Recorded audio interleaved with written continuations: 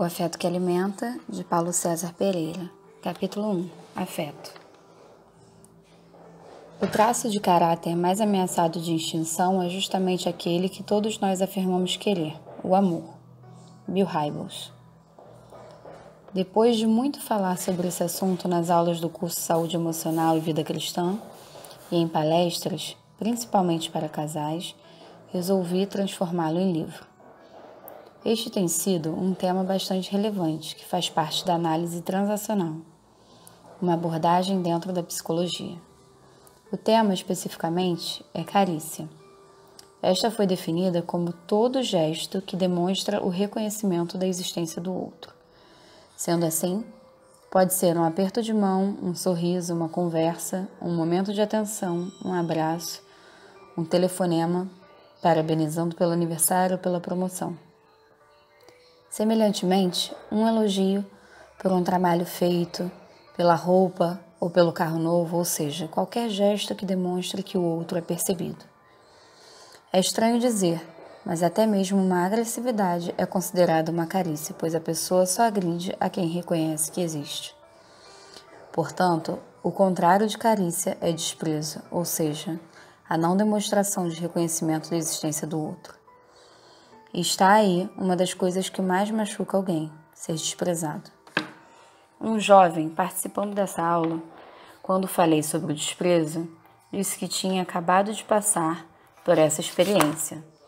Ao entrar em uma agência bancária, em sua pequena cidade, ficou um pouco na porta e cumprimentou a todos que entraram. Mas ao estender a mão para uma pessoa de situação financeira e status mais elevado, não foi correspondido, pois esse não o quis cumprimentar. Sentiu-se, então, desprestigiado por ser uma pessoa simples. Inclusive, demonstrou ter ficado bastante abalado ao contar tal experiência, com lágrimas nos olhos. Um dos fatos que não esqueço foi o que vivenciei quando o capelão do Hospital Evangélico do Rio de Janeiro, ao visitar a sala de hemodiálise, sentei-me junto a um rapaz de aproximadamente 25 anos de idade, um ano mais novo que eu na época. Ao estabelecer com ele uma conversa, dando permissão e acolhimento, a fim de que pudesse se expressar, começou a relatar sua angústia por estar apaixonado pela técnica de enfermagem que cuidava do seu módulo. Narrou todo o seu sofrimento, pois não se sentia correspondido. Em determinado momento, até as lágrimas escorreram de meu rosto ao compartilhar de sua angústia e dor. Por não se sentir correspondido, não via a menor possibilidade de receber as carícias que tanto desejava. Aquela situação interferia em sua autoestima de maneira negativa. Ele expressou em palavras a dor de sua alma, sentindo-se desprezado.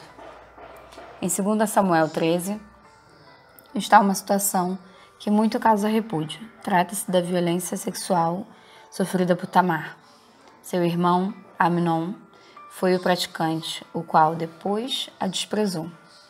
No versículo 16 está escrito: Então ela lhe disse: Não há razão para me despedires assim. Maior seria esse mal do que o outro que já me tens feito. Porém, não lhe quis dar ouvidos. Ela sofreu mais pelo desprezo do que pela violência sexual em si. Outra definição de carícia também vai ajudar a entender melhor o seu significado. Essa é uma comparação. Assim como o alimento, a comida, está para o organismo físico, a carícia está para a alma, psique. Isto é, a carícia é o alimento da psique, do emocional, conforme o tema desse livro, o afeto que alimenta. Imagine o que uma pessoa é capaz de fazer para saciar a sua fome de comida. O que geralmente ouve falar? Até onde acredita que uma pessoa é capaz de ir? O que atitude extrema é capaz de tomar para alimentar seu corpo físico? Quando faço essa pergunta em sala de aula, geralmente respondem que acreditam que as pessoas são capazes de roubar, de pegar comida do lixo e até mesmo de matar. A Bíblia narra um fato em que 2 mulheres tinham tanta fome que trocaram os filhos para uma comer o filho da outra. É uma situação que as levou a um gesto desesperador. Houve um acidente nos Andes, muito bem relatado no filme Sobreviventes, em que alguns, para continuarem vivos, comeram carne daqueles que haviam morrido. Um senhor fazendo curso conosco relatou que ao passar por uma estrada do interior, sem qualquer dinheiro para comprar algo para saciar sua fome, que era intensa, vendo um cachorro entrar em determinada venda e roubar uma linguiça, saiu correndo atrás do cachorro para tomar a linguiça roubada. Uma senhora, bastante comprometida com o evangelho, sempre se angustiava porque não acreditava ser capaz de ter sua fé aprovada, caso o teste fosse passar fome. Disse ser capaz de negar a Jesus caso passasse fome. Um pouco mais adiante, ela lembrou que quando criança, sendo de família muito pobre, não comeu nada antes de ir a um aniversário perto de casa, atendendo a um pedido de sua mãe, a fim de deixar para seus irmãos mais novos o pouco de alimento que tinha. Na festa, as pessoas passavam por ela com os pratos de salgadinho e ninguém lhe oferecia nada. Então, voltou para casa com a dor da fome. Ela era apenas uma menina. Aquele fato ficou registrado em sua mente e, consequentemente, marcou a sua história.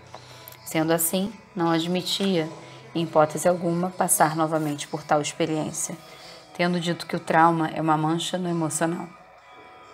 Outra senhora contou, em uma das aulas, que quando criança também chegou a passar dificuldades quanto à alimentação. Hoje em dia, afirmou poder faltar em sua casa qualquer coisa, mas a despensa tem que estar sempre abastecida. Para ela, passar necessidade de comida é algo insuportável, que não gostaria de enfrentar novamente, e que só de imaginar já se sentia mal. Quantas histórias são relatadas sobre pais que entregam suas filhas à prostituição nas estradas das regiões mais pobres do Brasil com a finalidade de saciar a fome dos outros filhos, como também a sua própria. Logo, a prostituição tem sido uma saída para saciar a fome de comida de muitos. Outro sim, é importante ressaltar que a capacidade de raciocínio é afetada quando estamos com fome. No meu caso, quando passa da hora da refeição, fico bastante irritado. Certa vez, quando eu trabalhava com vendas, eram aproximadamente 20 horas e ainda não havia feito o lanche da tarde, já que deixar de almoçar era muito difícil para mim. Ao passar de carro por uma barraca, avistei uma placa com a palavra lanche, com letras bem grandes. Dei ré e perguntei o que havia para lanchar e o senhor me respondeu que não tinha nada. Então me disse, mas como? Se eu vi escrito lanche. Ao olhar para cima, percebi que realmente essa palavra não estava escrita. Posso garantir que vi a placa e também posso afirmar que a minha fome havia produzido aquelas palavras como se fosse um letreiro. Ou seja, a fome interfere em nossa visão e altera a percepção da realidade, fazendo com que a mente imagine algo que caracterize o seu desejo. Atente bem para essa afirmação. Quando estamos com fome, podemos enxergar uma coisa e a realidade ser outra, pois, como uma miragem, vemos o que desejamos.